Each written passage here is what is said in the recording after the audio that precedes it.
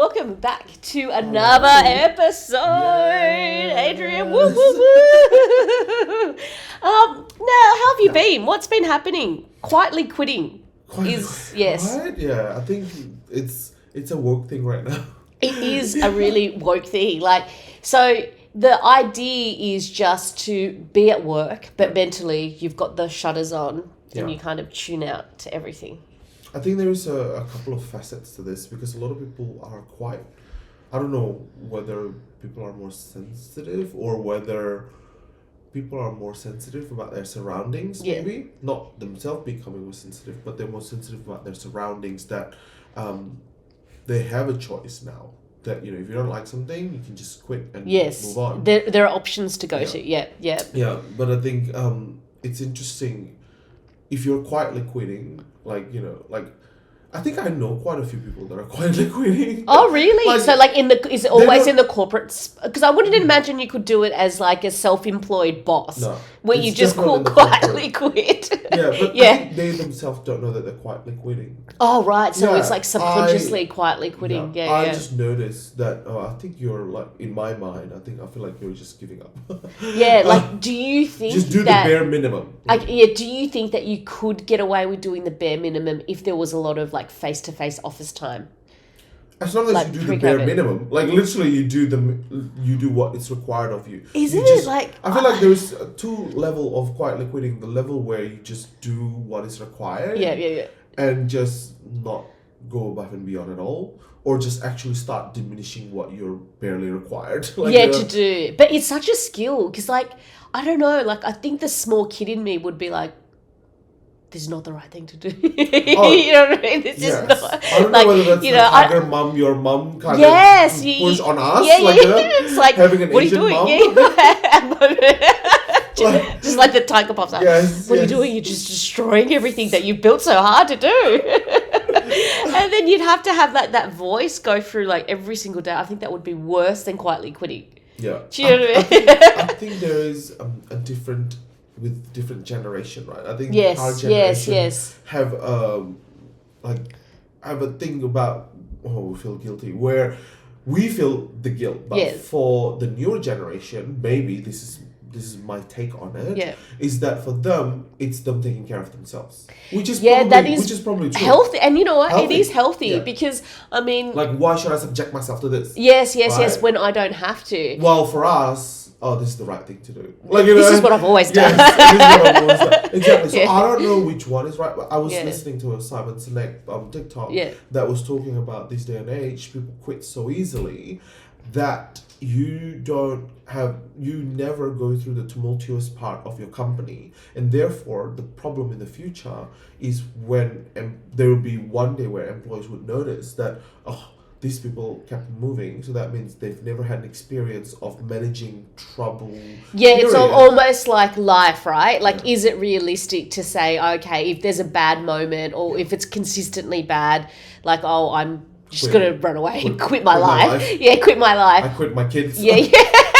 There should be a book called I Quit My Kids. But exactly, it's a perfect example of how do you handle adversity? What are the tools? You're not able to get the tools if you're in the workplace. And you're not going to have that if you just, it's difficult, I'm just going to quit. You're not going to be equipped with that. Right? Yeah. So I feel like they need to find a balance as to taking care of yourself, knowing what is not just, what is not right. Yes. Then you can quit. Yeah, the conditions of when it's too far or when, it's too much, way too much, culturally, things that you can't fix, exactly. in the wider environment, in the macro. I think so. I think it's very important. I think if you're listening and you're one of them who are considering to quit because of something at your workplace, definitely think about is that unacceptable, or is it something that is actually going to pass and is it's just endure it. At least get 2 years down your belt. That is true, right? Because even I know just someone who is a manager, and it's just always so funny because it seems like people will just like make that phone call now. And it's almost like, it's not irrational, but it's almost like acting in the moment. Whereas before Impulsive, you would, impulsive. So before you would kind of sit in there and you'd be like, okay, look, I understand I'm feeling this way. I'm going to take time off, go to the gym, come back, maybe do it consecutively until you feel a bit of change. Yeah. But then now I think everything is just so of the minute, of the second that you're like, oh, if I'm frustrated, that's it. I'm going to put in my resignation. But then you don't think about what happens afterwards. Yeah. Or if you quietly quit, then you think, well, am I going to do this for like...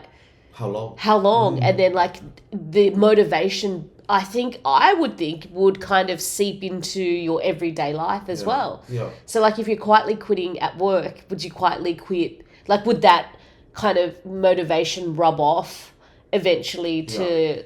like other parts of your life, just quietly your real life. Like you're quietly, and but then I'm just not going to do laundry. yes, right, and you just binge watching things. Oh my god! But then there's a part that I completely understand where I can see like just the dishes are all stacked up and like cats coming through and you're lying on the couch. You're like, oh, I've just had enough. But then that becomes your environment, right? Yeah. So it's so hard to be able to reverse back from quietly quitting. No, that's right. I don't... that's an article that's never came out. How to reverse back from quietly quitting. Journalists, can you write that? Because that would be very interesting to read. Yeah, like how do you get back to that reverse mindset? What is the goal of quietly quitting? Yes, right? yes. Are you just looking for a new job but you just can't be bothered? But then what happened to your life? Like what, go interview 100 people that is quietly quitting and what happened to them in 6 months. 6 months. I think that would be a very interesting topic. Yeah, like I can understand if you have a plan to kind of escape whatever you feel like is stopping you from achieving, your best self. I understand that. Yeah. But then quietly quitting, it feels like you're kind of in no man's land. Like you just kind of sit in that space. And I don't really... Do you like that space of just like... I think there are people that like that space. At least for a moment of their life, they just can't be bothered thinking about anything else. Maybe. Yeah. But I don't know if maybe sometimes I'd like to be in the space where I just like don't want to think about things. Like, I just want to chill. Like, Yeah, that's but true. I don't think I can be in that space for like long. Like, Yeah, because would you... when you take annual leave. like would you act that way? Like would you act like you're quietly... That's a hard thing for me is like, how can you... I think I think I've been... Well, I don't know. I feel like I'm too...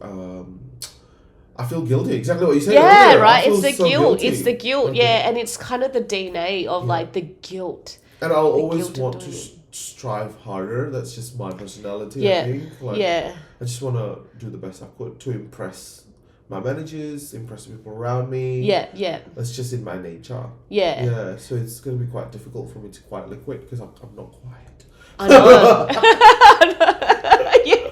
Because you have to be a certain type of person where it's like you're okay. Yeah. You're okay if you just sail through. If it's another meeting, then you just like, I'm quietly quitting in my head, but I'm physically here. Yeah. And then when you go back to your desk, you just stop. You just stop. Tools down.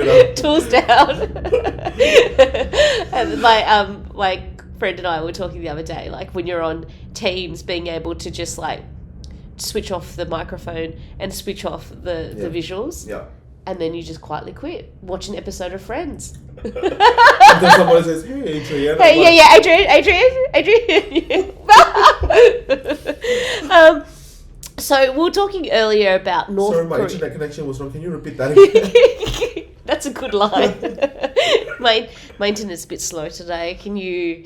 if you're working from home, that's a good excuse. The internet, yeah. And they'll be like, Adrian, don't you live like in inner Sydney? And there's like, internet outages.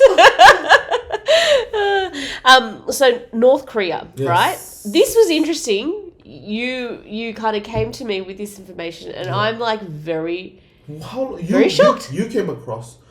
Well, I mean, you've listened to this person talking a while ago. Yes, a while ago, The whole thing must be. No, it mustn't be, unless there's like another person that's defected. That's a North Korean defected, yes. a lady. Mm-hmm. I think she went when the river or the sea was frozen and they just ran through it. And then anyway, they were talking about how North Korea doesn't have fertilizer or doesn't have enough fertilizer. So the regime requires the population to basically have a quota and submit poop. This is insane. I thought it was a joke. I was laughing at this is a joke. Yeah. And then it's not. So basically there's a community toilet that the community goes to. And then they have to then submit every how long. What is it submitted through? Like every January there is a moment where you have to submit because every March is when the sowing, like when you farm. Yeah. But then, like, do you bring the poo? So each fresh? Is it fresh? 1 ton of poop. But is it like fresh? How is it? She didn't explain. But the thing that really is interesting is the fact that she said that because food is scarce in North Korea, so people only poop a few times in a month because there's not enough things to poop. Well, that makes sense. Like, because there's nothing to eat. Exactly.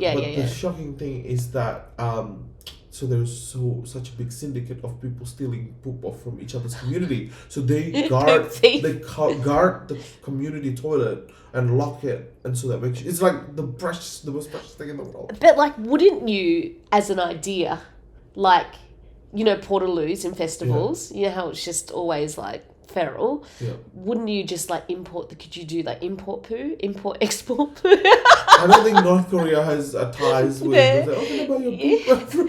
Hey, Lollapalooza. Just buy fertilizer, don't buy poop. Can I buy human poop?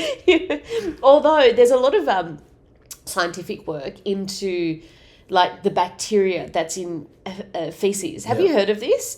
Where they get someone who is relatively healthy, the fecal matter, and they reinsert it into another person, and it fixes their gut system. It retrains everything. It's funny. If you're watching this and you've watched an episode of Grey's Anatomy, please tell me in the comment. There is an episode of Grey's Anatomy where the person, husband and wife, the wife or the husband, one of them got sick or something, and then the doctor says the only way to fix your issues is in your gut. The only way to fix it, you need to re-stabilize your bacteria, gut bacteria, and we need to feed you the poop of your partner. Through a tube, right. The poop of your partner, the person you're living with. Because you need the good bacteria, the similar good bacteria, or something like that. Because you've been living with this in the same household, you're eating the same thing. Okay, I get it. Because I was just like, why would you just get the partner? But then obviously you have the same like living conditions and habits. Same living condition as you are. This is the problem if you're living alone. This is like one of the earlier season, like I'm talking 15, 16 years ago. It's an episode I've never forgotten. I thought it's a joke, but I guess it was serious. Well, I think that like the advances would come such a long way, like from there. That's what I mean. Like, would North Korea then like have a double go at the poo, like maybe poo fertilizer? Now for all we know. Yeah. But they were saying that she's saying the first thing when she defected in she was being traded as a slave or whatever, something like that. And then she looked at a rubbish bin, and then she's like, what is that? She doesn't even know what rubbish bin is because she said in North Korea everything is so scarce that even hair falling down, or tissue or paper or whatever, right. it's needed for heat because it's so cold. So you'd be burning the hair. Burning everything. There's no trash. You'd be burning everything. So she doesn't even know what trash is. And she was saying that the first time she was like, oh, do you want to be free? I'm like, oh, what is free means? Like in South Korea, you're free. She was like, oh, I thought South Korea is colonized by the Americans, and then that all the women are raped by the Americans, whatever, and then that they really want to be living in North Korea, and they said that she said that North Korean regime make it as if all humanity want to live in. Right, so you have this like, it's almost like a kidnapper mentality where they kind of brainwash you and tell you things that aren't true, but then you'd be so scared and petrified to leave. It's like indoctrinating you. Because you don't know otherwise. Yeah, because you wouldn't know otherwise. You would not know otherwise. And, isn't it fascinating that you think that these are the conditions that would... Like, even reading the comments, they were saying, like, I live in Kenya, I thought I had it hard. But listening to you, oh gosh. Well, I guess, like, almost, I'd be interested to hear, like, what our listeners and viewers think of like, do they have stories like that? Yeah. You know what I mean? Like, it reminds me of like my mum's story, my mum, the war and everything. Yeah, the war. And she's someone who is like anxious about everything and like hilarious. Yeah. But you wouldn't think she would take risks. She's not a risk-taking person. And like recently she was telling me that she tried to escape, Saigon, like communists, after the war. Yes. She tried to escape like 5 times, and each time she just like got caught and she had to like go back. And they didn't punish her? No, I think it was just like you know, redirecting the people. Everyone's trying to do it. Everyone's trying to do it. But then you just think like, wow, imagine the conditions that would be sent to like a concentration camp or like a camp for you to re-indoctrinate yourself. I think it was at that time. I think her family couldn't afford financially to leave when the majority left. So it was like a few years after the fall of the war that she would try and leave. And she's just such a she's such a homebody and such a like I guess risk isn't in her kind of DNA really. Maybe she's very safe. She's taken enough risk back then. Then now she's like, I don't need any more risk taking. Yeah, that's true, right? Yeah, I never thought of that. Like, yeah. You never thought like her. My quota of risk taking. Yeah, that's right. Reached. Yeah, like her risk juices are gone. There's like nothing left. Well, it's like depleted. More risky than doing that. Yeah, and then that's why she's like, no, I've had enough. But then you just think like, wow, these people in, these countries that you would never think even it makes me think about like recycling and the waste that we have. And then now I'm just thinking of like all the hair on the bathroom floor. Just like having to burn that. It's a scarcity. Like, wow, that's incredible. It's crazy. It's like a different world, and yet we're in the same world. Yeah, we're in the same world. And a lot of these defectors, they go on to have like influencer careers, like big ones in South Korea. Well, like this person, I think, is. And they kind of talk about, I think their remit is to actually talk about what life was like and to always constantly remind the outside world of what it is. I think it's good, like, to bring people down to the reality of the world. Like, it's not just, everything's not just rosy. Yes. Like, Yes. And like I recently came across something I was watching, and I think it was maybe Warren Buffett talking about, okay, you think of like life as a lottery system, right? Yes. So there's 100 balls, and if you have one ball, this is your one ball, right? So you can choose this ball, you can choose to go at it again. So it's like, would you relive your life again? Yeah. But the only caveat is you don't know where you're going to be born. Yeah. What race you'll take, how old you'll be, yeah. All these factors, the education you'll have. Would you just put that ball back in and pick another life? Or would you just be happy? So it's almost like, it's like a gratitude, right? It makes you think, well, we're super lucky to be in this position where by the genetic lottery, the fault of that, that we can really be happy in a Western country, right? Yeah. So the conditions are completely different. Yes. Like, would you risk that all again to have like it drawn out and for you to be like, in North Korea, having to save your poop. Yeah. Yeah. And your poop rations are like once a month. Crazy. It's like, no, definitely, I think I'm happy with my life. You're happy with your life? I feel like we should end this one on a very like light topic. Yes. Right? So about TikTok. Yeah. So TikTok dining. So do you dine out a lot through just TikTok? Like, is that like complete? I'm like, do you see my content? And I'd love to know, like, just with the comments. My internet connection was bad.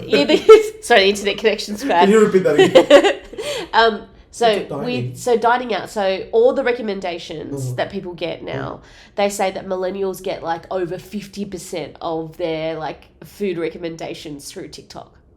Does that sound about right? Yeah, definitely. Yeah. Like 100%. That you get the food. What's kind of your most recent, proudest discovery of TikTok? I guess for me it's a bit different, right? Because I'm coming at it from the content creators who makes that content, right? Yeah. So I'd say for me, some do come from TikTok, right? Yeah. But a lot of them do come from the business director who's opening up. And if they're opening up something or they're coming up with a new menu, sometimes they do contact me. Yeah. And, you know, say, hey, do you want to come by, make content about our new blah, blah. So then people discover their 50% discovering is through my content because you're doing I'm it. the one who's But do first. you have it? So because you're like the library of really good food, do you have any like hot tips as to where, like how you get your information for good food? Well, how is definitely through TikTok or Instagram or TikTok or Instagram, because I feel like the best thing about Instagram.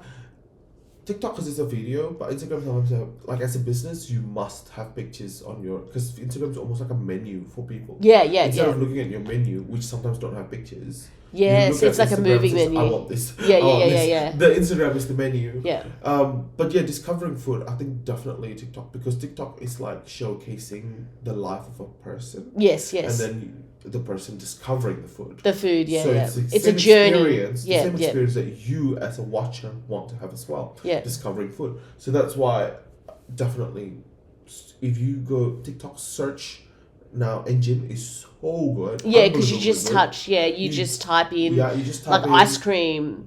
Yeah. Oh, I've done that Ice recently cream the other day. Yeah, Sydney. Yeah. Or ice cream Burwood. Yes, and then all the ice cream will pop up. Because I did that the other day. Yeah. It was like lamb sticks, Eastwood. Exactly. Yes. So quite specific. It will show it, and that is such a great investment because Instagram doesn't have that. So Instagram's search engine is still very dependent on hashtags and your account name, your account handle. Yeah. That it's not going well when you're searching for things. So you need to be specific when you're searching on Instagram. Well, with TikTok, it's almost like Google. It's quite broad. It's like Google, right? Yeah, because it all comes up. Yeah. I do that a lot with news, like breaking news. So I'll just type in breaking news or news.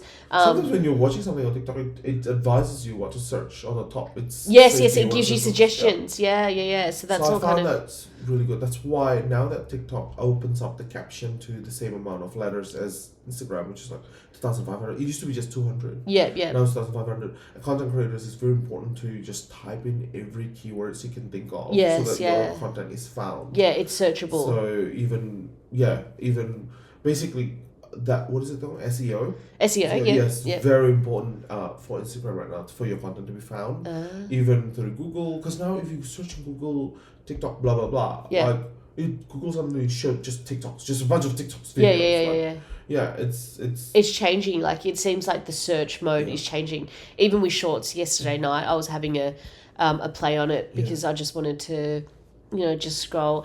And then I find like on my laptop that my desktop that it stops. Like it's only offering me a few. It doesn't. There's no scrollability. Yeah, because and then I was watching something that I really really liked, and then I tried to go back and I couldn't find it. Did you like it? I didn't like it. No, I was just watching it. But then you can see things you like. Yeah, but then I popped out of it because that's what I do. I always have multiple things on the go. That's like the biggest first world problem when that happens. Isn't it? When you forgot to like something and then gone. Yes, I know, because I wanted to, because I'm used to like web pages, multiple web pages, multiple things open at once, and I was like, yeah, for sure, I'll just go back. And then I was like, what happened to it? Where is it? Oh my gosh. I couldn't find it. It's interesting. Did you hear? So I don't know. You probably heard that America is number 1 user of TikTok, right? Yeah. Number 2 is Indonesia. Yeah. It used to be India, but the gap, I'm not sure this is an exact number, but it's like this. Imagine if America is like 100 million users, Indonesia is like 28. So the gap is huge. Right? Yeah. And number 2 was India, and then India banned TikTok. Yeah, that's right. And then they banned TikTok, so then they're no longer number 2. But what happened was some company swoop in and come up with Snack Video. Snack Video? Yeah, so Snack Video is an app that is like TikTok. I can't say exactly because probably it's not exactly, I don't know. Allegedly. We can't in Australia, we can't even download it. Snack Video, I thought it's an Indian company who created it so that people of India can create content, short content as well. But no, it's a competitor of the Chinese competitor of this Douyin maker. And then, but yeah, it's huge. It's like 300 million users in India alone. And now they're launching, I think, in Indonesia, because now I'm looking at my Indonesian content creators friends, and their all stories are like, oh, have you started Snack? they must be doing a thing. Oh, it must be now. doing a big thing to drive snack. Yes, so that's why I'm like, I was looking for it. I was like, because if I found it, let me post everything again. Let me be the you always want to be the in the infancy of things, because then you'll grow with it, right? Yeah. But yeah, it hasn't come in Australia yet. Well, are you on Be Real or no? Have you downloaded it? No, because Be Real, I can't repost things because Be Real is it's like that moments. moment. Yeah. So I don't know. People want to see you at like all your events in live form. I don't know. Maybe I should. Let me download it today. Have a look. Tell you what have a look. The next episode, Adrian's journey into Be Real. There's a lot of funny meme stuff of like people like when your boss is here and then you take a. And it's like when you're working. Be Real. It's different. Yeah. All right.